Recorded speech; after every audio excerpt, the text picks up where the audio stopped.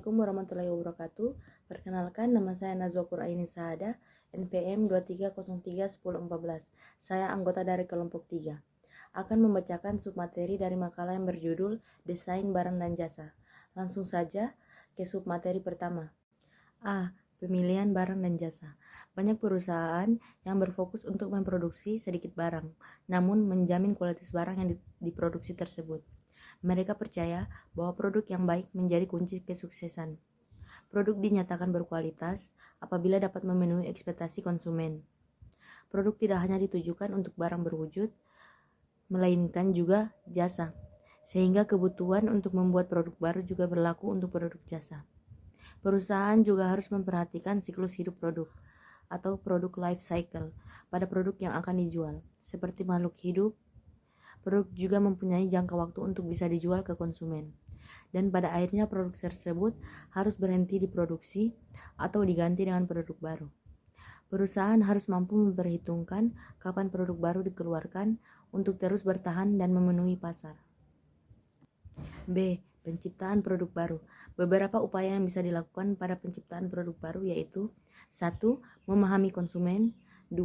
Perubahan ekonomi yang bisa terjadi kapanpun dan tanpa diprediksi sekalipun. 3. Perubahan sosiologi dan demografi. 4. Perubahan teknologi. 5. Perubahan politik dan hukum. 6. Perubahan lain seperti praktik pasar, pemasok, distributor, dan lain sebagainya. C. Pengembangan produk. 1. Sistem pengembangan produk. Untuk melakukan pengembangan produk, perusahaan perlu melihat potensi pasar yang terwujud dalam ekspektasi permintaan konsumen. Pilihan produk yang hendak dikeluarkan, perusahaan melewati serangkaian tahapan screening dan evaluasi. 2. Mengelola pengembangan produk. Pengembangan produk dibagi menjadi beberapa bagian atau divisi. Divisi yang umumnya dibentuk antara lain penelitian dan pengembangan untuk meneliti divisi produk.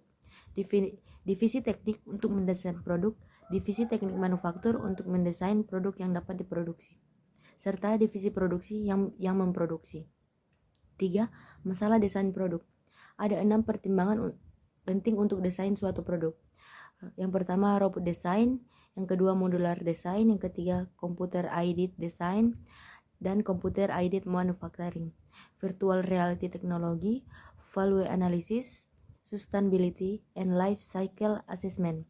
Keempat, pengembangan produk lanjutan. Berkurangnya siklus hidup produk membuat banyak perusahaan mengembangkan dan memproduksi produknya dengan semakin cepat. Dengan memanfaatkan perkembangan teknologi, produk lama dapat dikembangkan lebih baik lagi.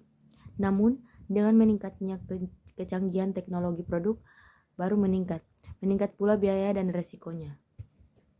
Berikut beberapa poin penting yang perlu diperhatikan dalam membuat perencanaan dan strategi desain produk. Yang pertama, membuat strategi produk yang berfokus pada keunggulan kompetitif. Dan yang kedua, fokus pada siklus hidup produk. Yang ketiga, strategi untuk mempertahankan siklus hidup produk. Yang keempat, siklus hidup produk. Dan yang kelima, analisis produk. Penciptaan produk baru.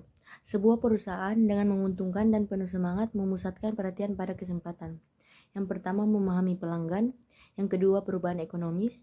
Yang ketiga, perubahan sosiologis dan demografi. Yang keempat, perubahan teknologi. Yang kelima, perubahan politik dan hukum.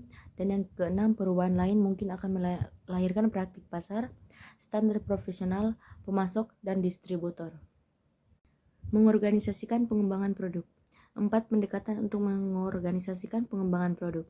Yang pertama, pendekatan AS tradisional untuk pengembangan produk adalah sebuah organisasi dengan departemen yang berbeda. Yang kedua, pendekatan kedua dan yang populer dengan menetapkan manajer produk ke produk pemenang. Yang ketiga, penggunaan tim.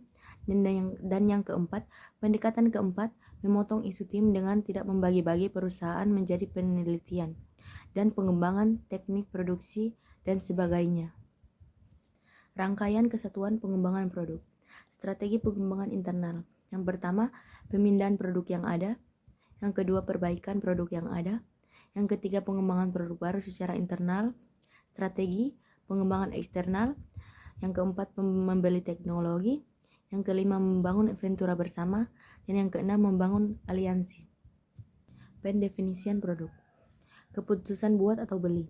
Pilihan antara memproduksi suatu komponen atau jasa dan membelinya dari sumber eksternal. Dan yang kedua, teknologi kelompok. Sebuah sistem pengkodean produk dan komponen yang memperinci ukuran, bentuk, dan tipe pemrosesan, memungkinkan pengelompokan produk-produk serupa. Sekian presentasi hari ini dari saya. Lebih dan kurangnya mohon maaf. Assalamualaikum warahmatullahi wabarakatuh.